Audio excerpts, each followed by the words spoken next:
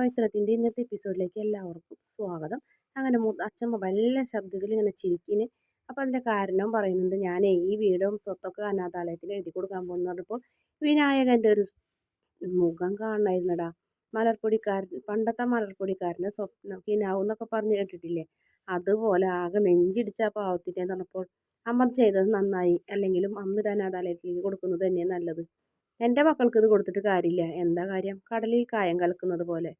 അതല്ലേ, എന്നാൽ അവർക്ക് കൊടുക്കണ്ട, നിനക്ക് ഇങ്ങോട്ട് വരാലോ എന്ന് വെച്ചപ്പോൾ ഞാൻ ആ വീടും സ്കൂൾ കുട്ടികളെയും ട്യൂഷനൊന്നും വിട്ട് ഞാൻ വരില്ല അമ്മയെന്ന് പറഞ്ഞു. നിനക്കിപ്പോഴും വാശി തന്നെയാണല്ലേ, നീ നിൻ്റെ അച്ഛനോട് വാശി എങ്ങനെ കാണിച്ചോ ആ വാശിനിപ്പോൾ നിൻ്റെ മകൻ നിന്നോട് കാണിക്കണേന്ന് പറയും. എൻ്റെ അച്ഛൻ എന്നെയും എൻ്റെ അനിയനെയും കണ്ടിരുന്നത് വേട്ടയ്ക്ക് പോകുമ്പോൾ കൊണ്ടുപോകുന്ന രണ്ട് നായ്ക്കളെ സ്ഥാനമായിരുന്നു. പക്ഷെ ഞാൻ കാണുന്നത് അങ്ങനെയല്ല. എൻ്റെ മകനോട് എനിക്ക് വാശി ഞാൻ തീർക്കുന്നത് എൻ്റെ കണ്ണീരിലൂടെയാണ്, എൻ്റെ മനസ്സിലെ വിഷമത്തിലൂടെയാണ്. നിങ്ങൾക്കാർക്കും അത് പറഞ്ഞാൽ മനസ്സിലാവില്ല എന്ന് പറഞ്ഞ് സുധാകരൻ എഴുന്നേറ്റ് പോകും. അങ്ങനെ അച്ഛമ്മ വല്ലാണ്ട് വിഷമിച്ചിരിക്കുന്ന ഒരു ഭാഗമാണ് കാണിക്കുന്നത്. പിന്നെ വിക്രം പെട്ടെന്ന് ചാടി എഴുന്നേൽക്കുമ്പോൾ വേദ കട്ടിലിരുന്ന് ഒരു ആപ്പിൾ കഴിക്കുകയാണ്. നീ എന്താടി ഇവിടെ എന്ന് ചോദിച്ചു. നിനക്ക് പല്ലേക്കുന്ന സ്വഭാവമൊന്നുമില്ല, ഉറക്കത്തിൽ നിന്ന് എഴുന്നേറ്റ് ഒഴിക്കാൻ തിന്നണമെന്ന് ചോദിക്കും. നിനക്ക് വേണോ? കിളി കൊത്തിയാലും തിന്നാൻ നല്ലതാന്ന് പറയും. കിളിയോ? ആ നീ കിളിയല്ല, നീ നൽച്ചീറെന്ന് പറയും. അതെയോ, ശരി, ഞാൻ അച്ഛമ്മോട് ഒന്ന് പറഞ്ഞു കൊടുക്കാമെന്ന് പറയും. ഞാൻ പോകണമെന്ന് പറയും. നിങ്ങളുടെ വെട്ടുപോത്തിൻ്റെ കൂർക്കമ്പലി കാരണം ഞാനൊരു പോള പോലും കണ്ണടച്ചിട്ടില്ല, അതുകൊണ്ട് എനിക്ക് പല്ല് തേക്കേണ്ടിയും വന്നില്ല എന്നൊക്കെ പറയും.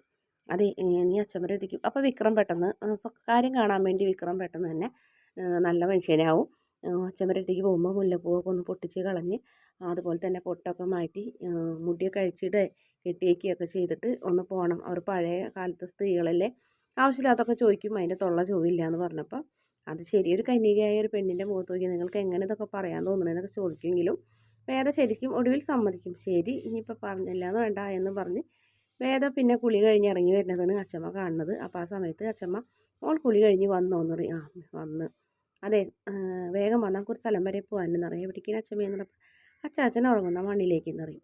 ശരി എന്ന് പറഞ്ഞ് അച്ഛമ്മ വേദനയും കൊണ്ട് പോകുന്നുണ്ട്. എന്നിട്ട് അവിടെ പോയി പ്രാർത്ഥിക്കുകയാണ് ചെയ്യുന്നത്.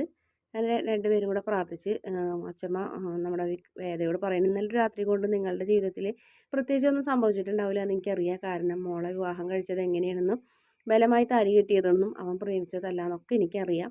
അതുകൊണ്ട് തന്നെ ഞാൻ എല്ലാ കാര്യങ്ങളും കമലയായിട്ട് സംസാരിക്കാറുണ്ട്. ഉടനടി അങ്ങോട്ട് വരാമെന്ന് വിചാരിച്ചതായിരുന്നെങ്കിലും നിങ്ങൾ ഒന്നും കൂടെ കുറച്ച് അടുത്തിട്ട് വരാമെന്ന് വിചാരിച്ചത്, അതിന് ഇത്രയ്ക്കും വൈകിയത്. പിന്നെ മോള് അവൻ കെട്ടിയ താലിയുമായി വീട്ടിൽ വന്ന് നിൽക്കണമെന്ന് പറഞ്ഞപ്പോൾ ഞാൻ ആദ്യം വിശ്വസിച്ചില്ല. പക്ഷെ ഇത്രയും നാൾ കഴിഞ്ഞിട്ട് മോൾ പോവാത്തത് കൊണ്ട് മോൾക്ക് അവനെ മാറ്റിയെടുക്കാൻ കഴിയുമെന്ന് എനിക്ക് നന്നായി അറിയാം. എന്തായാലും ശരി, ഇനിയിപ്പോൾ വിക്രമീനെ മോൾ മാറ്റിയെടുക്കണം. അവൻ നല്ല മനസ്സിന്, അവൻ ഇത്തിരി തെറ്റുകൾ ചെയ്ത് ദൂരേക്ക് പോയി. പക്ഷെ ഒരു കാര്യമുണ്ട്, കമലയ്ക്കും സുധാകരനും പിറന്ന മാണിക്യമാണ് അവൻ. അതിനെ മോനെ എങ്ങനെയെങ്കിലും നന്നാക്കി എടുക്കണം എന്നൊക്കെ പറയും. പിന്നീട് കാണിക്കുന്നത് എല്ലാവരും കൂടെ ഇറങ്ങുകയാണ്. എല്ലാവരും യാത്ര പറയുന്നുണ്ട്. എല്ലാവരും വിഷമത്തോടെയൊക്കെയാണ് യാത്ര പറയുന്നത്. വിനായകൻ ഇത്തിരി കണ്ണീരൊക്കെ കാണിച്ച് അഭിനയിക്കുന്നുണ്ട്. അതിനുശേഷം വിക്രം പറയുന്നുണ്ട്, ഞാൻ വരാം ഒരു ദിവസം, അച്ഛമ്മ പോകാൻ പറയുന്നിടത്തോളം കാലം ഞാൻ വരാമെന്ന് പറഞ്ഞപ്പോൾ ശരി, ഞാൻ അങ്ങനെ പറയില്ല, എന്നാലും നീ വായോ എന്ന് പറയും. പിന്നീട് വേദന കെട്ടിപ്പിടിച്ച് കരയും. പിന്നെ വേദയ്ക്ക് കഴുത്തിൽ കിടക്കുന്ന വലിയൊരു മാല അച്ഛമ്മയ്ക്ക് ഇട്ട് കൊടുക്കും. എനിക്കിതൊന്നും വേണ്ടാന്ന് പറഞ്ഞെങ്കിലും അച്ഛമ്മ സമ്മതിക്കില്ല. അങ്ങനെ കെട്ടിപ്പിടിച്ച് കരയുന്നൊരു ഭാഗമാണ് കാണിക്കുന്നത്. നന്ദിനിയാണെങ്കിൽ ആ കാഴ്ച കണ്ട് കണ്ണിങ്ങനെ തള്ളണേ ഈശ്വര എന്ന് വിളിക്കുന്നുണ്ട്. അതിനുശേഷം അകത്ത് കയറി വന്നപ്പോൾ നിന്ന് നോക്കട്ടെ, നിൻ്റെ കഴുത്തിൽ ഇത് ഏതാണ്ട് ഒരു 6-7 പവനുണ്ടാവും എന്നൊക്കെ പറയും. നമ്മൾ രണ്ട് മരുമക്കൾ ഈ വീട്ടിലേക്ക് കയറി വന്ന് നമുക്ക് ആരൊന്നും തന്നില്ല അല്ലേ ശ്രീചേട്ടത്തി എന്ന് പറയും. ആര് പറയും? നമ്മൾക്ക് അമ്മ രണ്ടുപേരുടെയും കഴുത്തിൽ മാലയിട്ട് തന്നല്ലോ വന്ന് കയറിയപ്പോൾ. അതെന്ത് 1.5 പവൻ എന്ന് പറഞ്ഞിങ്ങനെ പുച്ഛിക്കും. അപ്പോൾ അങ്ങനെ കമല ദേഷ്യത്തോടെ നോക്കുമ്പോൾ അല്ല, അത് കുറവെന്നല്ല പറയുന്നത്, കൊക്കിൽ ഒതുങ്ങുന്നതല്ലേ കൊത്താവൂ എന്നും പറഞ്ഞു കഴിഞ്ഞിട്ട് നമുക്ക് അച്ചമ്മയൊന്നും തന്നില്ലല്ലോ എന്ന് പറയും. അങ്ങനെ ദേഷ്യപ്പെടും. അതിനുശേഷം വേദ ചെന്ന് വിക്രമിൻ്റെ അടുത്തിരിക്കാൻ പോകുമ്പോൾ വിക്രം പറയും, എങ്ങോട്ടാന്ന് ചോദിക്കും. ഇരിക്കാൻ. അപ്പുറത്തെങ്ങാനും പോയിരിക്കുമെന്ന് പറയും. ഇവിടെ ഇരിക്കാൻ പറ്റില്ല എന്നറിയും. എന്താ പിന്നെ അവിടെ തന്നെ വരെ ഞാൻ നിൽക്കണോ എന്ന് ചോദിക്കും.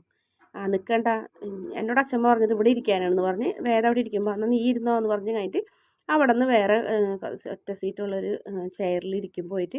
അപ്പോഴെങ്കിൽ നന്ദിനിക്ക് അത് ഒരുപാട് ഇഷ്ടമാവുന്നുണ്ട്. പക്ഷേ വേദയ്ക്ക് എനിക്ക് ഭയങ്കര അപമാനമാവണം, എല്ലാവരുടെ മുന്നിൽ വെച്ച് അപമാനിച്ചല്ലോ. അതുകൊണ്ട് വേദ മുഖം വല്ലാതെ അങ്ങനെ വിഷമിക്കുന്നുണ്ട്.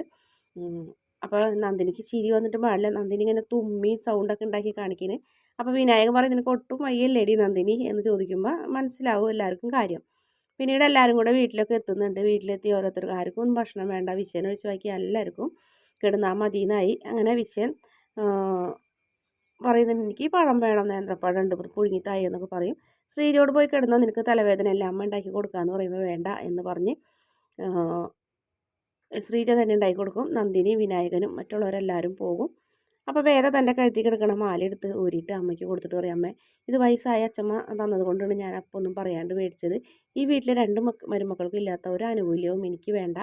അതുകൊണ്ട് അമ്മ ഇത് കയ്യിൽ വെച്ചതെന്ന് പറഞ്ഞപ്പോൾ, മോളെ ഇത് അച്ഛമ്മ നിനക്ക് സന്തോഷത്തോടെ തന്നതല്ലേ എന്ന് പറഞ്ഞപ്പോൾ, അതൊന്നും സാരമില്ല അമ്മ, ഇത് അമ്മ കയ്യിൽ വെക്കണം എന്ന് പറഞ്ഞു കഴിഞ്ഞിട്ട് നമ്മുടെ വേദ അത് കമലയുടെ കയ്യിൽ ചുറ്റി കൊടുക്കണം. ഇടയ്ക്ക് വണ്ടിയിൽ നിന്ന് ഇറങ്ങുന്ന വഴിക്ക് വിക്രത്തിനോട് വേദ പറയുന്നുണ്ട്, ഇന്ന് നിങ്ങൾ രാവിലെ എന്നെ അപമാനിച്ചില്ലേ, അതിന് ഞാൻ പകരം വീട്ടിയിരിക്കും. എല്ലാവരുടെ മുന്നിൽ വെച്ച് എന്നെ അപമാനിച്ചതിന് നിങ്ങളോട് ഞാൻ പകരം വീട്ടിയിട്ടില്ലെങ്കിൽ എൻ്റെ പേര് വേദ എന്നല്ല എന്ന് പറഞ്ഞ് വേദ പറയുന്നൊരു വാക്കുണ്ട്. വിക്രം പറഞ്ഞു, ഓള് പകരം വീട്ടാൻ വന്നിരിക്കുന്നു എന്നൊക്കെ പറഞ്ഞു. അയാളത് പുച്ഛത്തോടെയാണ് തള്ളിയെങ്കിലും വേദയ്ക്ക് അത് വല്ലാത്തൊരു വിഷമമായിട്ടുണ്ട്. വേദ അത് ഉറപ്പായിട്ടും പകരം വീട്ടുക തന്നെ ചെയ്യും. പിന്നീട് ഈ മാല കയ്യിൽ പിടിച്ചുകൊണ്ട് വിഷമത്തോടെ നിൽക്കുന്ന കമലയെയാണ് കാണിക്കുന്നത് ലാസ്റ്റ് ഭാഗം. വീഡിയോ ഇഷ്ടപ്പെടുകയാണെങ്കിൽ ചാനൽ ഒന്ന് സബ്സ്ക്രൈബ് ചെയ്ത് സപ്പോർട്ട് ചെയ്യണേ.